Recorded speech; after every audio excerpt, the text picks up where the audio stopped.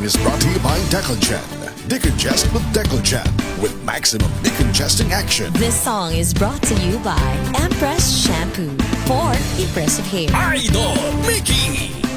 Magandang hapon, Diyos ko! Magandang hapon, mga idol! Ang mga kasama nyo ngayon, Jairon Neil Badkayan o pati pangalan, hindi na alam. Ang oras natin ay 3:00. That time check is brought to you by Centrum Silver Advance. May nutrients adjusted for age 50 plus. Tulong para malakas ang resistensya, healthy heart, and sharp memory. The #1 multivitamins for age 50 plus. This time check is brought to you by Nescafe Sugar Free. Huwag na magpigil. This time check is brought to you by San Miguel Beer. Taste the summer with San Miguel Beer. You're listening to Idol Mickey! Dear IFM, dito sa 103.9 IFM. Dear IFM lang ang sakalam.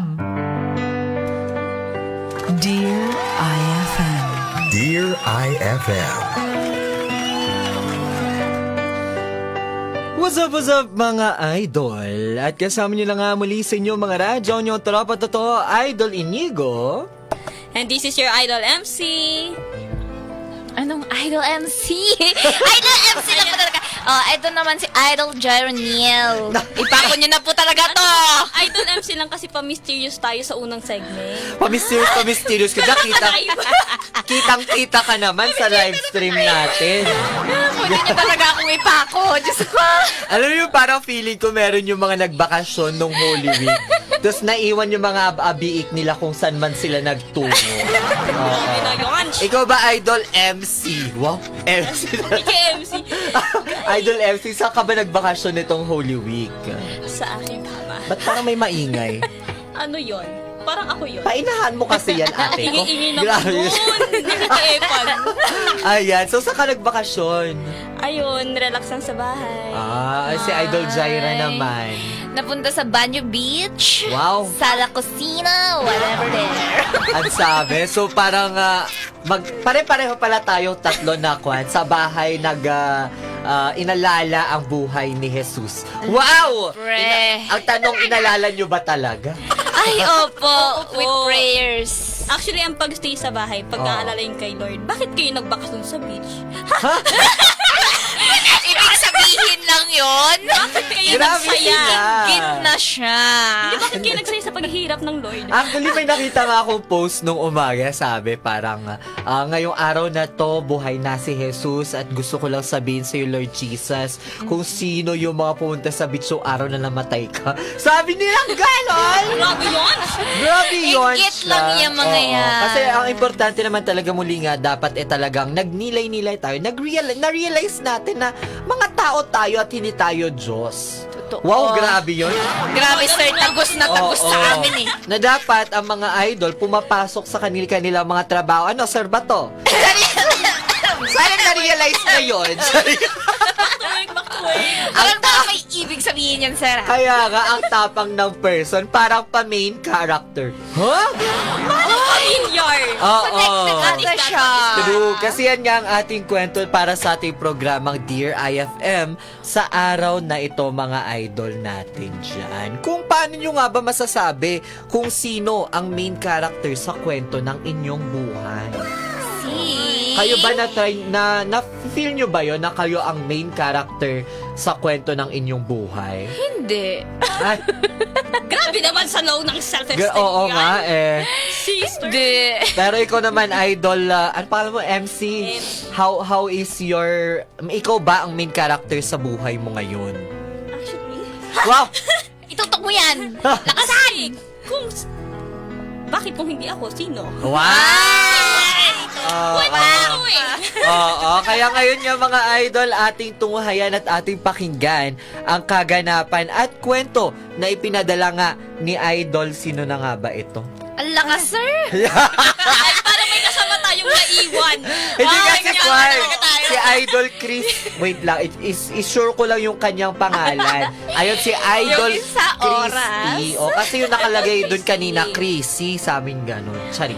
Pero yun yung mga idol, tutunghayan natin at aalamin natin kung ang kwento nga ba ni Idol Christy. Kung siya nga ba ang tinutukoy niyang main character sa kwento niyang ito kung saan ay inyo na nga mapapakinggan kasama din syempre ang unique toothpaste. Kaya mga idol, hold back. Don't hold back pala. Sir, pag yan hindi nag-CR. Pag yan nanatili lang Charis. dyan. Ay mga idol, tumutok na at samahan kami sa kwento nga ni Idol Christy na pinamagatang main character para sa ating Dear IFM. Idol, oras natin 3:05. This time check is brought to you by Decogen. Decongest with Decogen with maximum decongesting action. This time check is brought to you by Keratin Plus. Ang keratin na may plus. This time check is brought to you by iBerry. Kinig-kinig sa Dear IFM. FM drama has never sounded better. Dear IFM.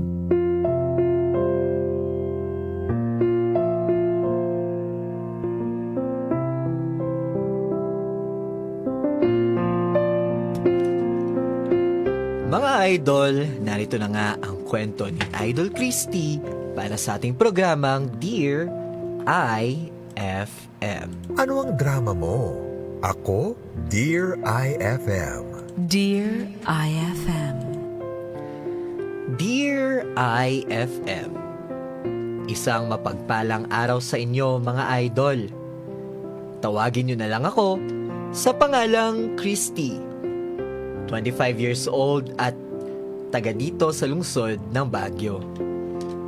Isa ako sa mga avid listener ng programa nyo na matagal nang nangangarap na mapabilang ang kwento ko sa mga istoryang ine-ere ninyo. At nang maisip ko na baka sakaling makapagbigay ng magandang aral ang kwento ko sa mga nakikinig, hindi na ako nagdalawang isip na magsulat ng liham. Mga idol, lumaki ako sa isang marangyang pamilya. Parehong may magagandang trabaho ang Mama Susan at Papa Lorenzo ko. Dalawa lang kaming magkapatid, ako at ang ate Mayla ko. Kahit na wala naman kaming problema sa buhay bilang pamilya, ako meron. Dahil sa dalawa lang kaming magkapatid at hindi naman ganun nagkakalayo ang mga edad namin ni Ate Mayla, hindi tuloy maiwasan na makumpara kami sa isa't isa. At sa tuwing nangyayari yun, ako ang parating talo.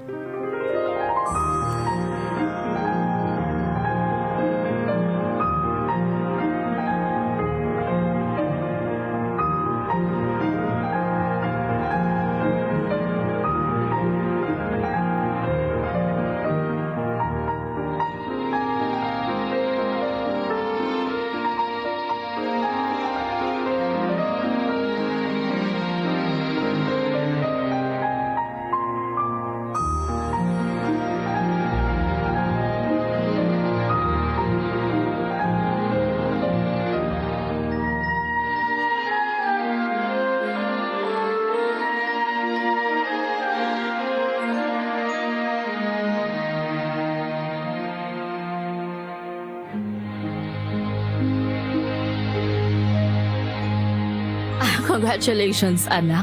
Sa wakas nakapagtapos ka na ng kolehiyo. Thank you po, Mama. Oh, Christy, hindi dahil graduate ka na, okay na ha? Magaan na yung buhay. Ngayon pa lang mag-uumpisa yung lahat ng hirap. Kaya dapat, ihanda mo na yung sarili mo. Hindi mo na pwedeng gawin yung mga ginagawa mo nung nag-aaral ka pa lang. Responsibilidad mo na ngayon yung buhay mo.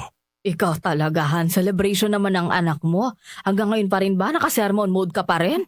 Oo nga pa. Dapat happy-happy lang tayo ngayon. Eh, iba yung sermon sa pagpapaalala. Pero syempre, proud din naman ako sa'yo dahil sa wakas, natapos mo na rin yung kurso mo. Kahit paano, tumulad ka sa ate Mayla mo. Nagsipag sa pag-aaral.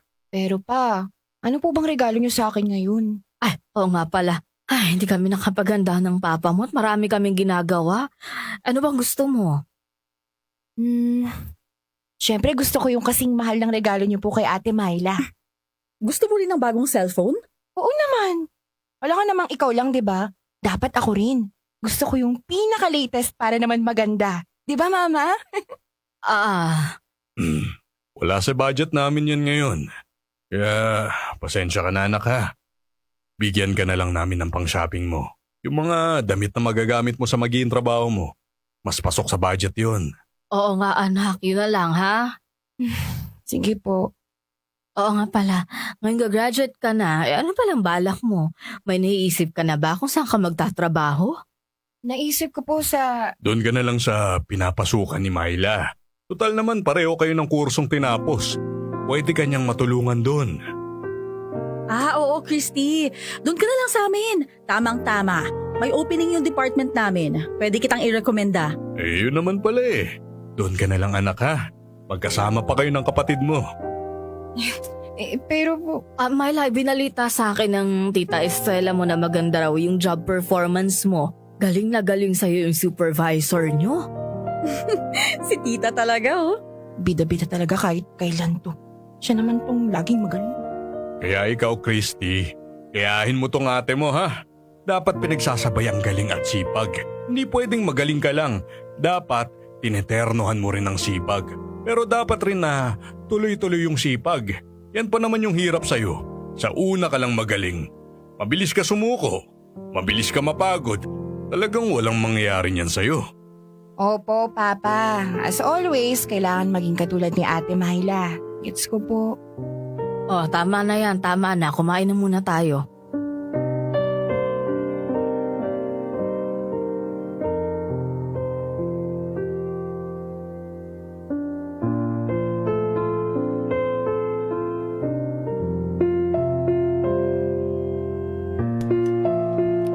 Mga idol, bata pa lang ako. Palagi na akong nakukumpara kay Ate Myla ng iba, lalo na ng mga magulang namin. Aminado naman ako na malaki talaga ang pagkakaiba naming magkapatid. Kung ano ang ikinatino at ikinagaling ni Ate Myla sa lahat ng bagay, ganun naman ang ikinapasaway ko. Mahilig ako mag-cutting class noon at minsan, nagbibigay ako ng mga mabababang grado kina mama at papa. Kaya ang ending, si ate ang busog na busog sa papuri, habang ako naman sa sermon. Pero, nung tumuntong na ako ng college, ginawa ko ang lahat para maging proud din sa akin ang mga magulang ko. Nag-aral ako ng mabuti at may mga pagkakataon na napapasama ako sa Dean's Lister ng eskwelahan namin.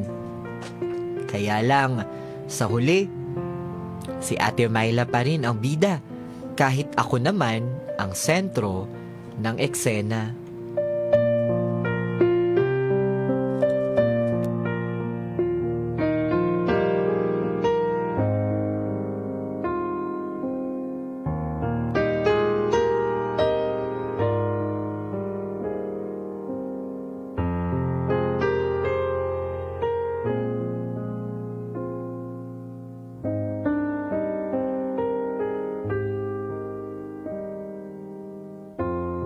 Tapos, buong pag-uusapan namin, siya lang ang naging bida. Gustong-gusto kong sabihin na, Ma!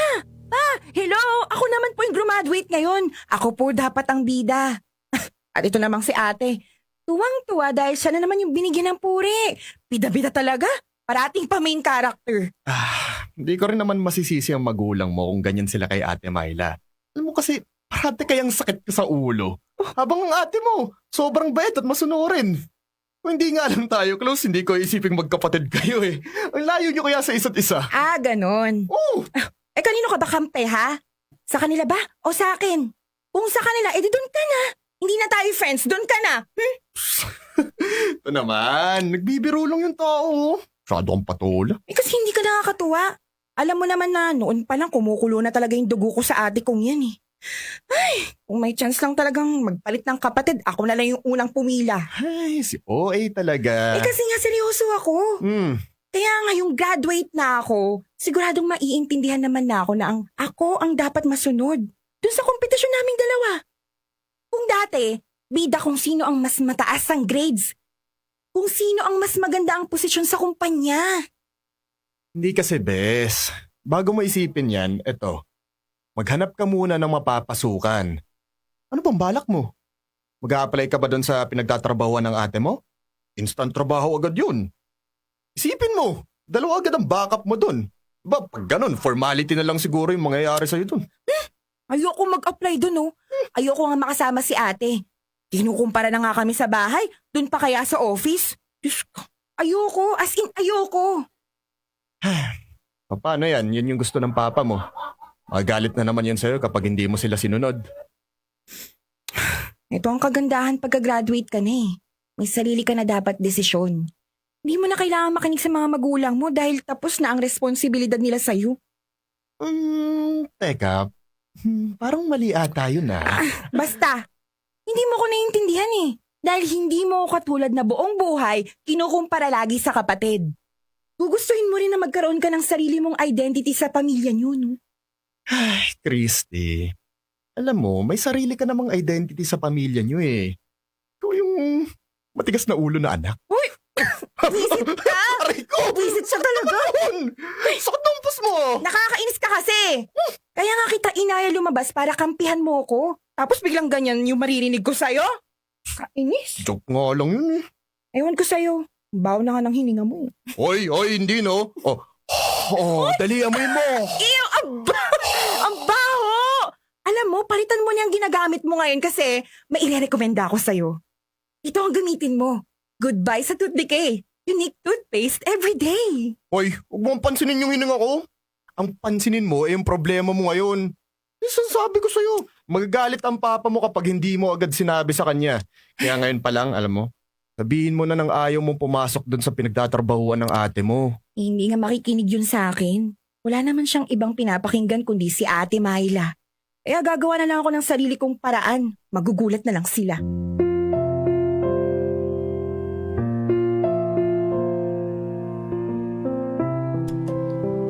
Mga idol, bago ako makapagtapos nun sa kolehiyo, pinangako ko na talaga sa sarili ko na hihiwalay na ako sa anino ng kapatid ko. Gagawa ako ng sarili kong mundo at pupunuin ko ito ng mga taong kaya akong tanggapin bilang ako. Kaya lang sa huli, napilit pa rin ako ni na Papa na mag-apply sa pinagtatrabahuhan ni Ate Myla. Mabuti na lang kahit paano sa magkaibang departamento kami nabibilang, kaya buong araw pa rin kaming hindi magkasama. Nasa accounting department ako habang nasa marketing naman ang ate ko. Tulad ng inaasahan, hindi pa rin nawala ang pagkukumpara sa aming magkapatid ngayong pareho na kaming kumikita ng pera at sinusubukang maging magaling sa kanya-kanyang piniling karera.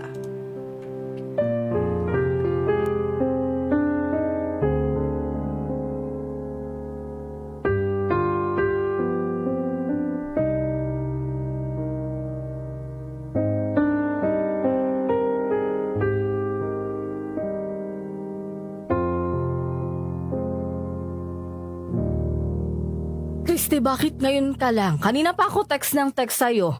Ang sabi ko, umuwi ka ng maaga dahil magse-celebrate tayo. Ano? Nang alin po? Hindi mo ba alam na na-promote yung ate mo? Manager na siya ngayon. Magkaibang department po kasi kami, kaya hindi ko alam. Congrats, ate. Thank you. Oh, tingnan mo tong si Myla na-promote na. Masipag kasi walang arte. Si Papa talaga, oh. Totoo naman eh. Ikaw, Christy, ano bang nangyayari sa trabaho mo? Huwag mong sabihin habang buhay ka na lang sa posisyon mo. Ay, ito na naman po tayo. Matatagalan pa po kasi ako. Yata. Hindi ko alam. Saka hindi ko rin naman po iniisip yan. Basta ang importante sa akin, sumisweldo at nakakaipon ako. Mahirap kapag pressured sa trabaho, nakaka-stress. Kailangan ng pressure para umangat sa karir. Hindi pwedeng dyan ka na lang. Hindi pwedeng komportable ka lang dyan. Pa, masipag din po yung si Christy. Maganda naman po ang feedback sa kanya sa trabaho eh. Sadyang mahirap lang ang promotion sa kanila. Kahit na, kailangan i-challenge yung sarili. Saka pa, wala naman po kasing manliligaw sa akin na boss. Kaya talagang mahihirapan akong ma-promote. Manliligaw na, boss? Ano ibig mong sabihin? Hindi pa po pala nakukwento ni ate sa'yo. Nanliligaw po kasi sa kanya yung boss niya. Hindi ko nga alam kung sinagot na niya eh. Kaya, no comment. Akit na po ako sa kwarto ko ah. Congratulations ate.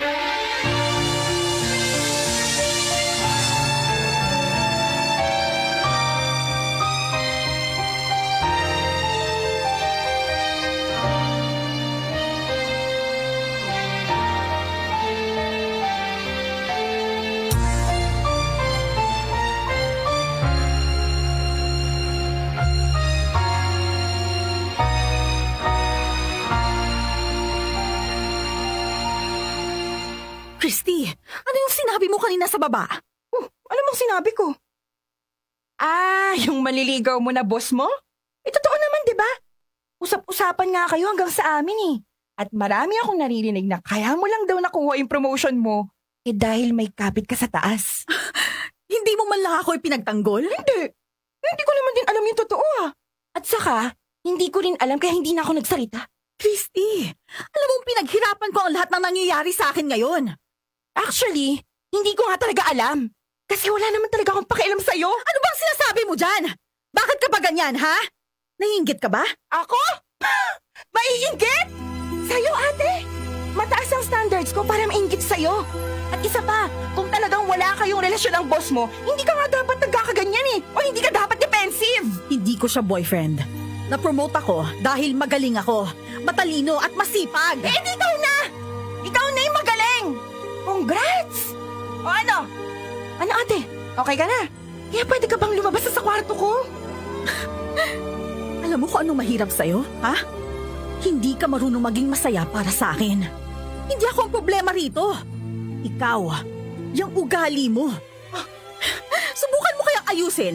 Baka sakaling maranasan mo rin ang nangyayari sa akin ngayon. Subukan mo maging magaling para mawala yung inggit mo sa katawan.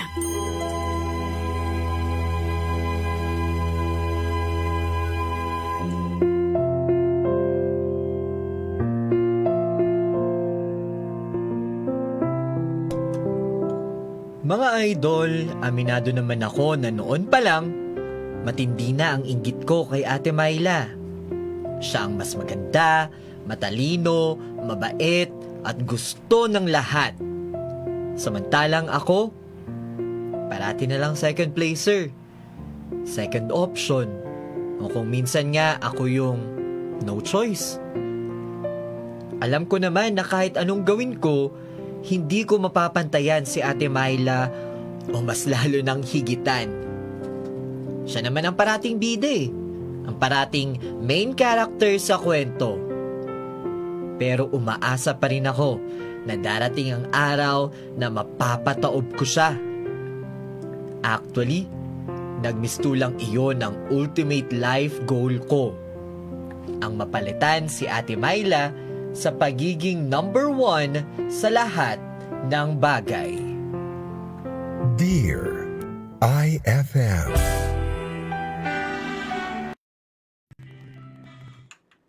Ayan nga mga idol natin, ang kwentong hatid ni Idol Christy. Oo, si parating number 2. Pero mas okay na maging number 2 sa ganyang paraan kaysa number 2 sa Hi! Sorry. Emerald. Pero yun yung kanya na. Ang tawag nito, normal na kwento yan sa mga magkakapatid, di ba? Oo. Kayo ba? Kayo ba yung panganay ba kayo? Or ano, pang-ilan ba kayo sa magkakapatid? Ay! Grabe! Bumelo! Baka yung ugol! Bumelo! Ang dami niyong galaw, sabi ni Idol Noli kanina. Basahin pa rin natin mga nag-comment. Sorry po. Ang dami niyo daw kasi galaw. Sir, hawak namin yung beats. At saka pakilala ko lang din pala si Idol Nelson Igaya, isa sa mga solid listener natin dito sa IFM. Hello po. Oo. So, yun ang Idol Nelson. Napakilala na kita sa mga interns natin, si Idol MC. At saka si Idol Jaira. Oh. Ano yun? Tanong natin, pang ilan kayo sa First child. First child, ikaw? Middle. Middle. Ako din first child ako. So, syempre, parang ako yung kumbaga parang ako yung mag-set ng bar. Hindi sa ako yung standard kasi kung ako yung mag-rate sa aming magkakapatid, hindi ako yung standard. Pero para ako yung mag-set ng bar, para sa yung mga susunod, yung dalawang kapatid ko, parang sa akin igagrado eh. Kaya feeling ko yun yung dito kay Myla, na syempre she needs to do her best. Pero syempre may kapatid din na parang hindi niya fault na kinukumpara siya, di ba? Opo. Ganon ba yun sa'yo? Parang, Ay, never po kaming kinumpara. ang bait naman ng mga magulang mo kung ganon. Yung pala siguro yung mga aunties dun, mga neighborhood mo na, ay, napinpintas ni Kastoy. Ay, Ganon nako. sila. Ay, di sana, kayo na lang nag-anak sa akin. Ay, ganon na lang po sana, di ba?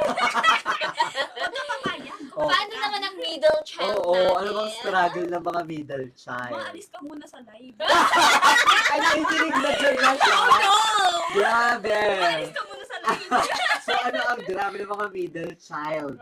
Ayun. Pero actually, pag sa middle child, yun talaga yung invisible child. Yung, parang balance ka na hindi ka balance sa ano. Kumbaga kung hindi nagawa nitong mga nauna, dapat ikaw yung mag-feel ng ka. Tissue, sir. Dear child. Ayan na. Dear child. Maalis ka muna. Baka sabihin mo na doon, ba't ako hindi Pero actually, totoo din yun, no? Parang middle child daw yung, marami din ako makitang ganung kwento ng mga middle child daw, hindi sila yung, sila yung hindi napapansin. Pero sa amin, sa estado naman namin magkakapatid, middle child naman sa amin, yung parang, ano tawag ito, siya yung pinaka, in a way, marami na-achieve. Pagdating sa achievement. So, totoo yun. Aminado din naman, mas matalino nga yun kesa sa akin. Opo, Mga middle child, no? Para sa akin. So, hindi siguro sa hindi kayo napapansin. Hindi ko lang alam. Parang ano siguro yan. Depende siya sa perspective talaga. Kasi meron yung iba na middle child. Kunyari ako, actually. Hindi ko kasi minamind na, ay, mas magaling siya dito, mas gusto siya ni mama. Sa akin, ano lang, I can do that too, pero hindi yung sa part na makikipag-competitive ako, gano'n. So, parang tanggap ko yung estado ko sa buhay nang hindi nanunumbat. Kasi masaya ako kasi, there's still a form of love. Ang lalim nun. Dalawa na yung sa akin kasi. Bounding boundary ka sa akin. Second child and third child. Kaya medyo di ko rin magets kung etong sequence, si Christy, dun sa part na main character. Parang kasing, sige, mamaya, pag-usapan ulit natin. Humanak sa aming Christy. We got you. Mag-time check lang tayo mga idol.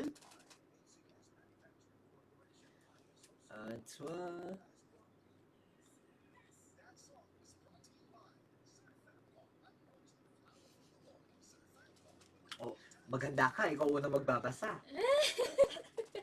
Mga idol, oras natin, 3:27. Ako na ba? Hindi ka. Over? Grabe yan. We can work under pressure. Grabe na bigla. Pinagpapawisan. IFM. Dito sa 103.9. IFM.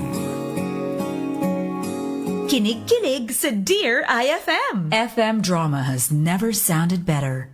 Dear IFM.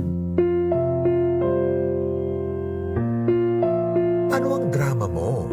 Ako, Dear IFM. Dear IFM. Mga idol, narito na ang pangalawang bahagi ng kwento ni Idol Christy na pinamagatang main character. Mga idol, magmula noong nagdalaga kami ni Ate Myla, siya na ang mas ligawin. Kaya naman, sa tuwing nalalaman ko na may gusto sa kanya ang nagiging crush ko, kaagad na akong umiiwas. Naisip ko kasi, pati ba naman sa pag-ibig, magiging kahati ko pa siya? Eh di, ako na naman ang naging talunan sa huli. Mga idol, ang buong akala ko mapuputol na iyon dahil syempre magkaiba kaming mundo. Magkaibang mundo na ang ginagalawan namin. Pero nagkamali na naman ako. Dahil nang magkaroon ako ng boyfriend, nagbago ang pakikitungo sa akin magmula nang makilala nito ang Ate Myla ko. At pagkatapos noon, saka ko lang nalaman na may iba na pala ito. Sa muling pagkakataon, ako na naman ang naging talunan.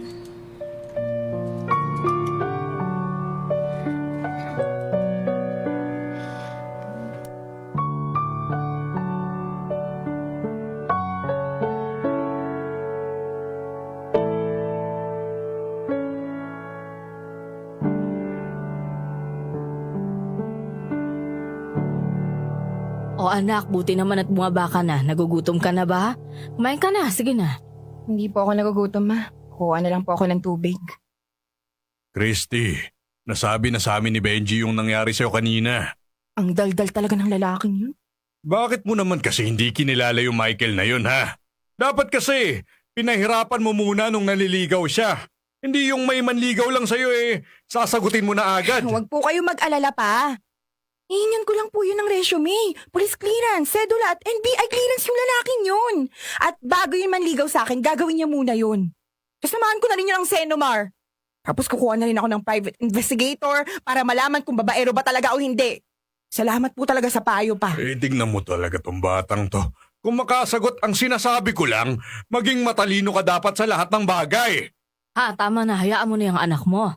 Yan ang mahirap sa'yo, Susan. Masyado mo kasing binababy ang bunso mo Kaya yan, lumaking walang alam. Naging utu-utu pa sa lalaki. May tanong ako sa'yo pa. Kung si Ate Myla ang naloko ng ganito, anong gagawin niyo? Huwag niyo na pong sagutin. Alam ko na. Siguradong sinugod niyo na yung lalaki, sinuntok o baka nga pinapulis niyo pa Kasi si Ate Myla ang naloko, si Ate ang nasaktan, tama? Anong ibig sabihin mo dyan? Na iba ang magiging reaksyon niyo kung si Ate ang nasa sitwasyon ko. Pero dahil ako itong niloko, ganyan ang sasabihin niyo? Ako ang naloko pero ako pa rin yung may kasalanan. Kasi kahit kailan naman, wala kayo naging pakialam sa akin. Kasi ako lang naman to, di ba? Cristiano ba, bakit ganyan ka makipag-usap sa papa mo? Isa ka pa, ma? Minsan hindi niyo ako ipinagtanggol kay Papa? Na kung magbitaw ka ng salita para hindi mo ako anak? Hoy, Christy! Huwag na huwag mo akong pagsasalitaan ng ganyan. Baka nakakalimutan mo. Tatay mo ko! Huwag po kayo mag-alala pa. Minsan hindi ko kinalimutang tatay ko kayo. Ako pa. Naaalala niyo pa ba ako? Naaalala niyo pa bang anak niyo ko? Ano naman lang yung sabihan niyo man ako ngayon na hayaan mo na anak. Makakarma rin yung Michael na yan. O diba? Kahit sabihan niyo lang ako pa, wala kayong sasabihin. Pero hindi Ako na nga tong niloko, ako pa yung may kasalanan dahil tanga ako. Ako na! Tanga na ako, Papa! Wala akong kwentang tao! Ako na yung tanga, ako na yung uto-uto! Papa! Kasi kahit isang beses wala kayo nakitang maganda sa akin. Kaya sige pa. Bahala na kayo kung ano yung gusto niyong sabihin sa akin. Wala na akong pakialam. Total, wala naman kayong pakialam sa akin.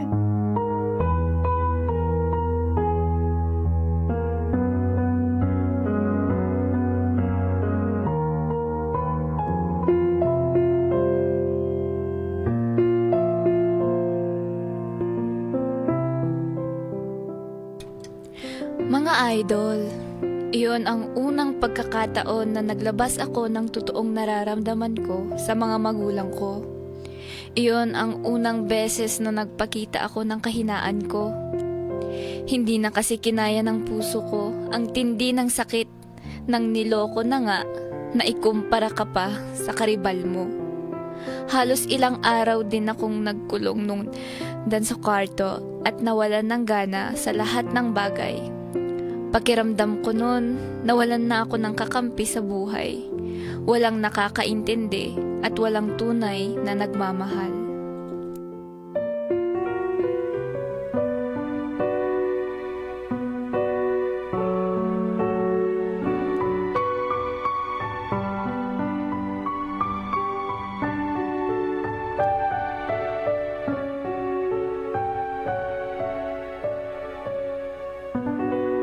Christy, bumangon ka na.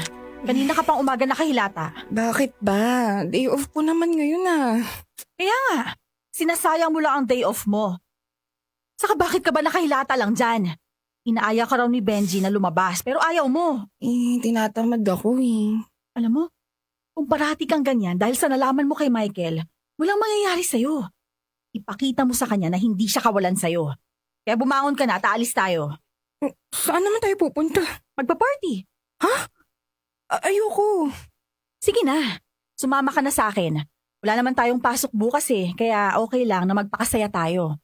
Ako nang pipili ng susuotin mo, ha? Oh, tumayo ka na't maligo. Mag-aayos pa tayong dalawa. Traffic pa sa daan. Bilisan mo na dyan, Christy. Uy, Christy, ano? Kumilos ka na, bilis na. Ayoko nga sabi. Bakit ba ang kulit mo? Kinukulit kitang lumabas ng bahay dahil nagmumukmuk ka rito sa loob ng kwarto mo. At ang dahilan kung bakit ka ganyan, dahil sa isang walang kwentang lalaki. Kaya bumangon ka na. Ayoko. Tayo na. Ate, ayoko nga. Sige na, bumangon ka na. Ano ba? Sinabi ko nga sa'yo, di ba? Ayoko. Kung gusto mong umalis, hindi umalis ka. Huwag mo akong idamay. My God, Christy! Sobra ka ba talaga na in love sa Michael na yon, ha? Sinasayang mo lang ang bawat araw mo dahil lang sa kanya. Ano kapag nalaman niyang ganyan ka? E di ngingiting demonyo yon dahil iisipin niyang patay na patay ka sa kanya. Eh di ganyan yung isipin niya. Wala akong pakialam dun. Kaya ikaw ate, wag mo na rin akong pakialaman. Bakit ko naman gagawin yun, ha? Kapatid kita, Christy.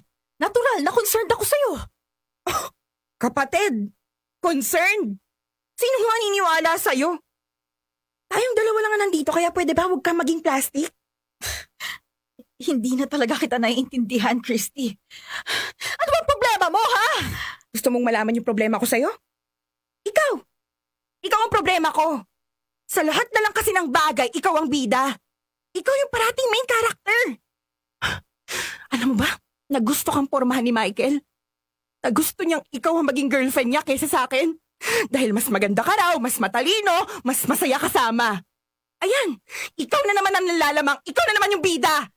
Kasalanan ko ba na gano'n ang tingin niya sa akin? At anong pakialam ko sa kanya? Wala.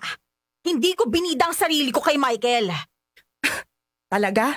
Sa bagay, hindi mo naman talaga sinasadya na ibida ang sarili mo dahil natural na sa'yo maging bida-bida. Ano bang problema mo sa akin, ha? Ano bang ginawa ko sa'yo? Sa pagkakatanda ko kasi, wala naman eh. Pero kung pagsalitaan mo ako, parang inagaw ko lahat sa'yo. Ah! Inagaw mo lahat ng sa akin! Atensyon ng lahat ng tao, pati yung magulang natin! Hindi mo alam ang pakiramdam ng kada kilos mo. Ikukumpara ka sa kapatid mo. Ginagawa ko ang lahat para pumantay sa galing mo, ate, pero ikaw pa rin ang nakikita nila. Bakit si Myla mabait? Bakit si Myla ang taas ng grades? Bakit ganyan lang yung sayo? Bakit si Myla ganito, ikaw ganyan? Parati na lang, Myla! Myla! Ginawa ko naman yung lahat, ate, para malagpasan kita eh. Para mas magaling ako, mas matalino, mas maganda sa'yo. Pero wala eh. Di kalahati ng galing mo, hindi ko maabot kasi sa tuwing akala ko nauunahan na kita, may gagawin ka na mas maganda kasi gusto mo yung pinupuri ka ng iba. Tapos ako ano? Wala? May sasantabi na naman? Alam mo ba yung pakiramdam na yun, ate, ha? Siyempre hindi kasi ikaw yung paborito ng lahat. Parating una sa lahat, samantalang ako, tira-tira na lang ang napupunta sa akin. Christy, hindi totoo yan. Totoo yun, ate! At nung dumating si Michael, sabi ko nga, sa wakas kahit papaano, meron na ako nang wala ka. Lalaking magmamahal sa akin, pero ano nakita niya? Ikaw na naman. Wala siya nakita sa akin. Nakalimutan na naman ako. Ikaw na naman ang bida ulit. Papagod na ako, ate. Pagod na ako makipagkompetensya sa'yo. Dahil wala naman talaga kompetisyon, Christy. Ikaw lang ang nag-iisip niya. Huwag mo na akong tanungin. Nang ganyan, ate, hindi mo na ako mauuto. Tuwang-tuwa ka naman, di ba? Kapag ikaw yung bida. Kapag ikaw yung mas kilala. Mas paborito. Hindi. Kasi hindi ko pinapansin yun, Christy. Kung naiingit ka sa akin, kasalanan mo yun. Kasi ako, minsan, hindi kita tinuring na kalaban. At kung meron man, ibibigay ko sa'yo parati ang premyo ko. Kasi, makita lang kitang masaya. Panalo na rin ako. Ang sakit lang, Christy. Dahil kapatid ang turing ko sa'yo. Pero kalaban palang tingin mo sa akin.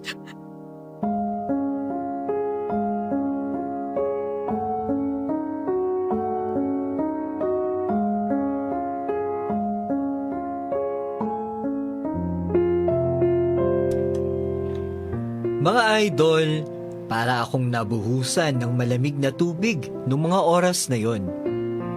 Hindi ko inakala na kahit ilang beses ko nang pinapasama ang loob ni Ate Myla, iba pa rin ang pagmamahal niya sa akin bilang kapatid.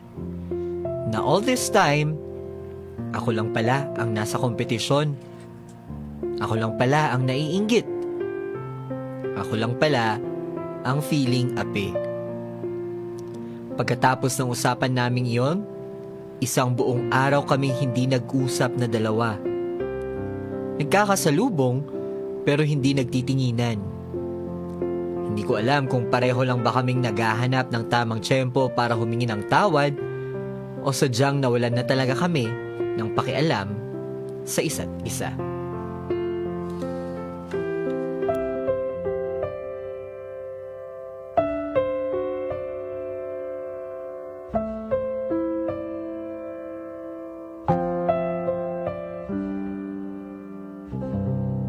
Sina Mama? Umalis. May pinuntahan sila ni Papa. Gagabihin daw. Kaya tayo na lang daw muna yung bahala sa pagkain ngayon. Okay. Magkakape ka? Oo. May init bang tubig dyan? Oo. Ako na. Pagtitimpla na kita. Hindi, okay lang. Ako na. Ako na nga sabi. Sige. Oh. Thank you. Akyat na ako Ate. Wala pala. Wala talaga? Oo, sige. Akyat ka na. Sige. Mag-order na lang tayo ng makakain mamaya ha. Ako nang bahala. Oh, sige. Basta may fried chicken. Okay. Akyat na ako. Sandali. Bakit? Wala pala. Ate, anong ginagawa mo? Sino yayakapin mo? Ikaw. Ako? Oo. Ayaw mo ng yakap? Ay naku, ang arte. Ako na nga. Ate. Sus, ang bunso kong kapatid kung ano ang ikinatapang at ikinataray. Ganon din kababaw ang luha. Huwag ka nang umiyak. Sorry talaga, ate. Sorry sa lahat ng mga salitang sinabi ko sa'yo. Okay lang. Maganda nga yun eh. At least nalaman ko kung anong nasa loob mo. Hindi ko man lang alam na all this time, may sama ka pala ng loob sa akin. Akala ko okay tayo, pero hindi pala. Nasagot lahat ng tanong ko, Christy. Sorry talaga, ate. Alam kong ako ang nasa mali. Dapat hindi ako naiinggit sa'yo kasi magkapatid tayo eh. Dapat magkakampi tayo. Hayaan mo na yun. Kalimutan na natin ang mga nangyari, okay? Ang gusto ko lang, itandaan mo na mahal kita. Walang kompetensya sa pagitan nating dalawa. Wala tayong pinag-aagawang premyo. Kakampi mo ako, Christy. At bilang ate mo, kahit anong mangyari, ako ang poprotekta sa'yo. Salamat, ate. Wala yun. Basta, babawi ka sa akin, ha?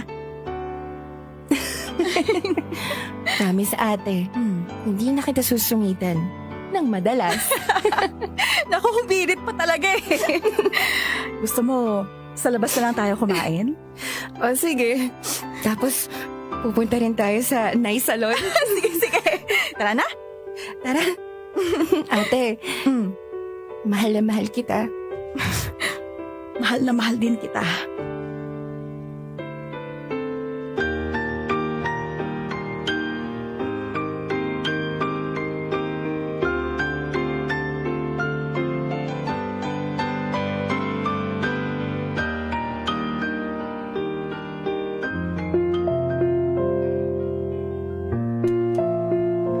Mga idol, sa isang iglap, naging maayos ang samahan naming magkapatid.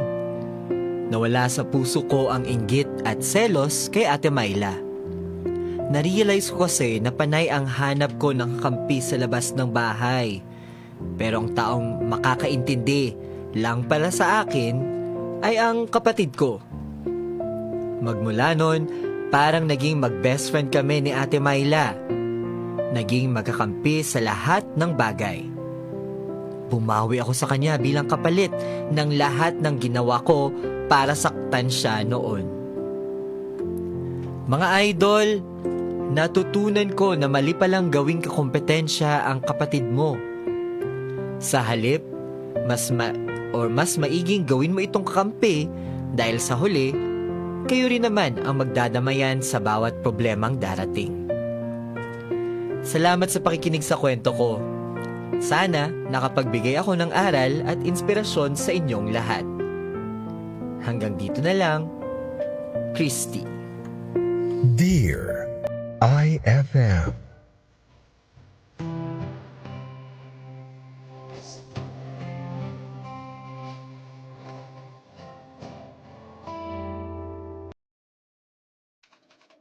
So, yun lang nga mga idol nating fan.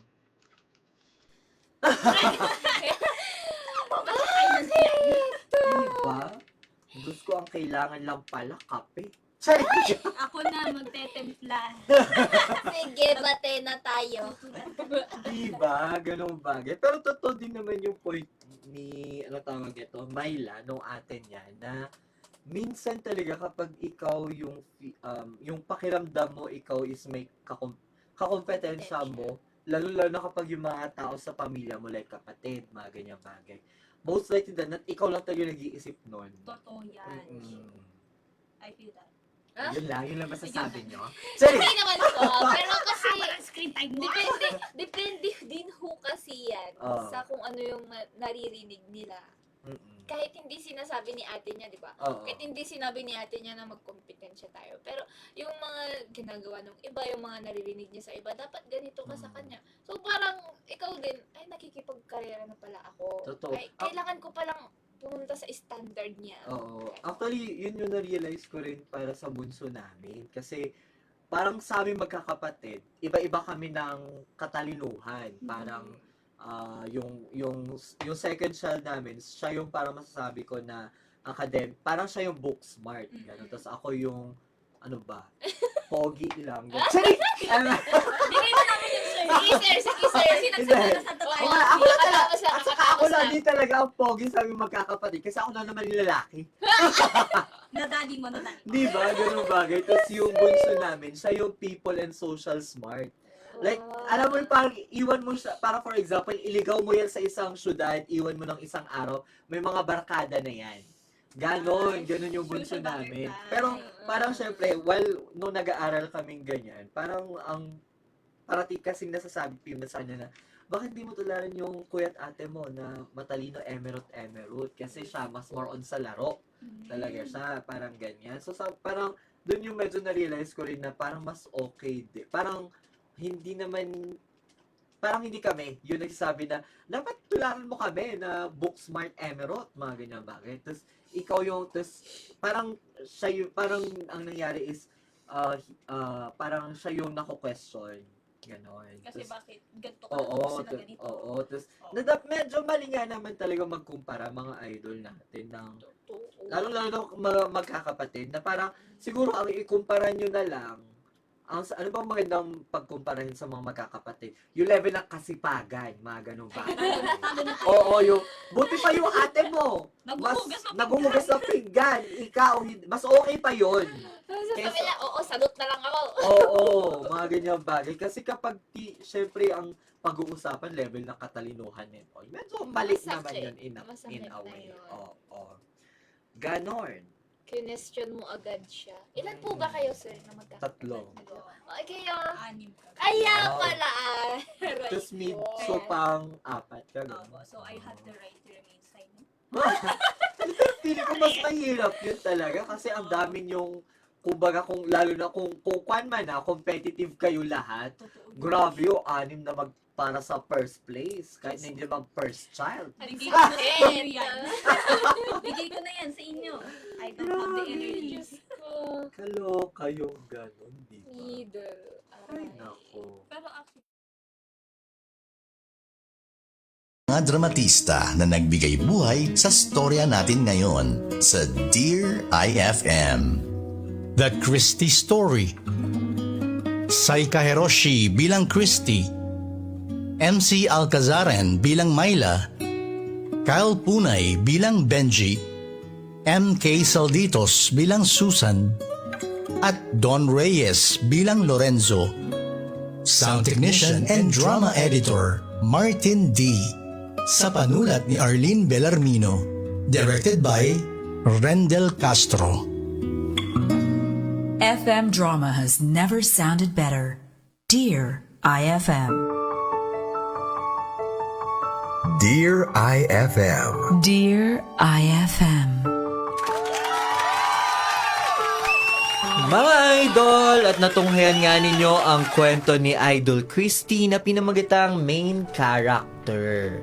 Parang gusto na dapat actually hindi yun yung title eh. Pa-main character dapat. Oo. Pa-main character pala itong si Idol Christy kasi walang away na nangyayari pero kwan pala siya. Tingin niya lang. Oo. Umikot lahat kasi sa kanya. True. Insecurities na yun. At saka sa tingin ko talaga sa kwentong to, ang mga mali is yung mga nakapalibot na tao sa kanila magkapatid. Which I personally will include yung mga magulang. Kasi bakit hindi pantay yung pagturing nyo sa anak nyo? May point kasi doon na parang sabi nung may nabasa ako na hindi pantay ang pagtrato ng mga magulang sa kanilang mga anak. Nakabase yun sa pangangailangan ng mga anak. Which I kinda get naman, no? Kung yung isa ang mas kailangan niya pala is words na, mahal ka namin, tapos yung isa, mas kailangan niya yakap, okay lang yun. Pero yung kasi ikumpara niyo yung mga anak niyo, parang mali naman yun. Mali yun. Maalis ka muna sa live, ha? Oo. Mali! Diba? Kaya kayo ba, nakuha nyo ba na napagkumpara ba kayo ng mga magulang nyo sa mga... Hindi po. Ay, sana all! Kayo ba? Kwento mo na yan. Parang normal lang yun, basta na pag madami kayo. Siyempre kasi, natunghayan nila yung paglaki ng mga nauna sa'yo. So, talagang makukumpara ka kasi siyempre, pareho kanya ang pinalaki in the same way. Bakit parang may kulang? Oo. Pero yung mali kasi doon, pinalaki kayo, lumaki sila, yung mga una mong yung mga kuya't ate mo, na sila yung magulang, ikaw din, sila din naman yung mga magulang na nagpapalaki sa'yo. Pero magkaiba kayo ng panahon na ginagalawan. Yun yung dapat ma-realize natin. Kaya do not compare. You do not do that. Ganyan. Yes. Kaya, ayun mga idol. Kasi, yun nga kung sasagutin din natin yung katanungan na paano mo ba masasabi kung sino yung main character sa kwento nyo? Dapat ikaw. Dapat ikaw ang bida doon. Kaya tama yung nabanggit ni Idol MC kanina. Insecurities, wag mong hayaang pumuntahan sa utak mo at diktahan kung ano yung mga gagawin nyo. Ganar? Totoo. Kasi syempre, ikaw ang may alam ng kung anong pangarap mo sa buhay. Truth. Kung anong gusto mong gawin. So, once na hinayaan mo na pumasok yung opinion ng iba sa utak mo, di parang sinesegue mo yung sarili mo. Remember guys, hindi tayo people pleaser. True. May time kung kailan natin yan ilulugar, tapos may time kung kailan natin siya gagawin. Hindi all the time kailangan ito muna, sila muna. So, paano ikaw kung napag-iwanan ka? Diba? Ikaw naman, Idol Zara, anong masasabi mo sa kwento for today? Ang masasabi ko lang ay, ano kaya? Parang grabe yan nag-loading. siya.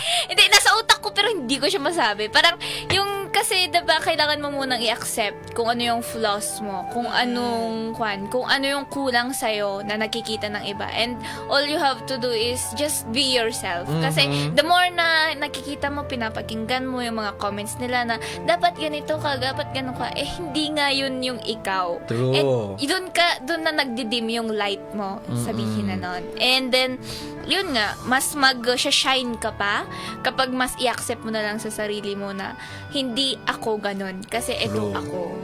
At saka kung may pagkukumparahan ka man, dapat sa sarili mo pa rin. Para ikumpara mo yung ikaw sa ngayon, 2 years ago, 1 year ago, 5 years ago, yung mga ganun, para makita mo rin yung development. Kung meron ba, yun yung malala kung wala. Character development agad. Diba?